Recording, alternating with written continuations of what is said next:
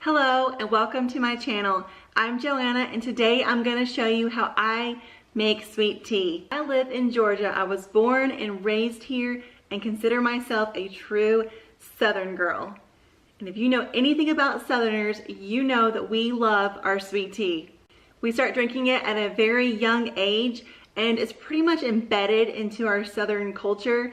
It's our must-have, go-to drink for any kind of party, dinners, get-togethers, what have you. We always need to have sweet tea on hand here in the South. If you've ever seen the movie Still Magnolias, Dolly Parton's character Truvy says it best when she says that sweet tea is the house wine of the South. That is very true. A lot of Southerners are very picky about their sweet tea, how it's made, how it tastes. I'm going to show you how I make sweet tea and how the women in my family have been making it for as long as I can remember. It may seem easiest just to go and get store-bought sweet tea, but any store-bought sweet tea I've ever had just never quite tastes as good as homemade. Now, if you've never made sweet tea before in your life, don't let it intimidate you. It's actually very simple to make, especially the way I do it. It only has 3 ingredients and only takes a few minutes of your time. So let's go ahead and get started. All right, today I'm going to be using the brand Louisiane. And these are the family size tea bags. So I use three family size tea bags. And if I use regular size tea bags, then I will use 6.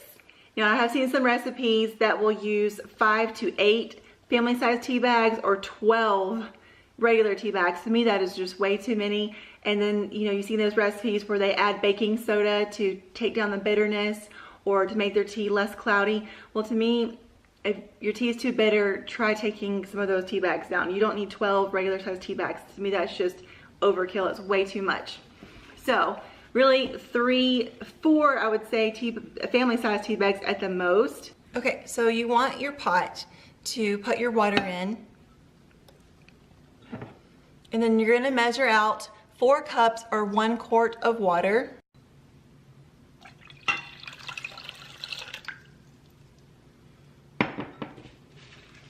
Okay, there's your water.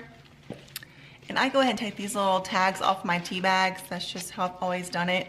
Don't really have to. I don't think it really matters, but I just like to take the tags off. So to be honest, I don't ever really measure my water. I just take my pot out and eyeball some water as much as I think is good enough for my tea bags. But I know some people like exact measurements, so that's why I went ahead and told you to put in 4 cups or 1 quart of water. But really, it doesn't have to be exact. Here's our pot with our 3 tea bags. I'm gonna go ahead and turn on your stove. And I like to turn mine like to probably about 7 or so. It needs to be about medium to medium high heat. And then I just take a spoon and very gently submerge the tea bags down into the water. You don't want to hit these too hard because you do not want to bust open those tea bags and get the granules down in there. You're going to let those tea bags sit in there and let the water come to a gentle boil. Alright, so the tea has come to a nice low boil. I'm going to let that boil for probably about 10 minutes and then I'll turn off the stove and let the tea steep for another 10 to 15 minutes. Okay, so I have turned my eye off and I'm going to let the tea steep there for about 10 to 15 minutes or so. The longer you let it sit and steep, the stronger your tea will be. While my tea is steeping on the stove, you go ahead and get your gallon pitcher ready and you're going to want to go ahead and put in your sugar. It makes people cringe because you're going to want to measure out and put in 2 cups of sugar. Yes, 2 cups. If you want to make Southern sweet tea, it has to be very sweet. I make sure that I measure out and put in my full 2 cups of sugar.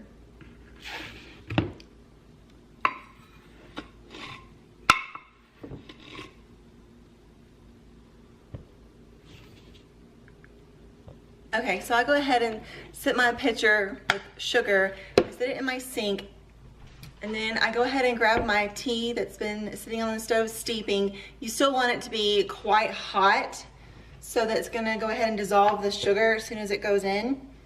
So you can see this. Go ahead and pour that hot tea into your pitcher of sugar. And you're gonna really, you can kind of barely push on the bags with a slotted spoon to get as much liquid out as you can, but just don't push really hard on those tea bags. Again, they will break and then you'll get the tea granules in your pitcher and you really don't want to drink that. Right, so I'll go ahead and stir it up, try to help that sugar dissolve. And you go ahead and turn on some good old tap water. And you're going to fill it all the way up with the tap water. And I stir it up just a little bit, just to make sure all the sugar is dissolved.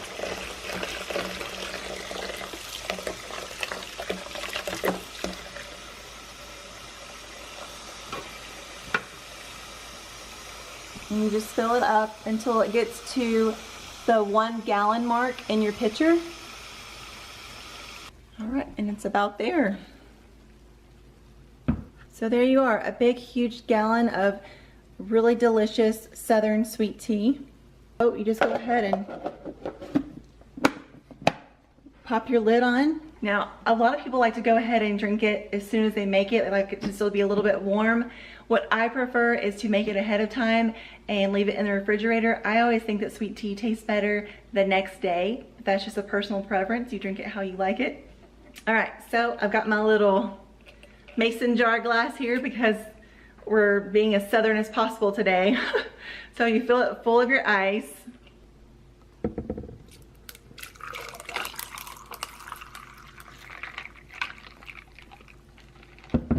Pour your sweet tea over it, and there you go.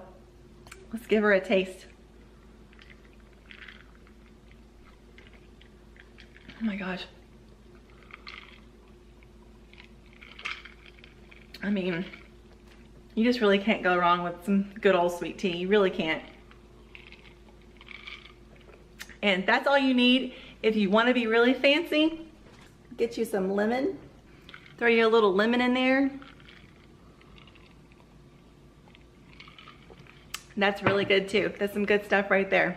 All right guys, and that's it. That's how at least I make sweet tea. I hope you enjoyed it and found it helpful.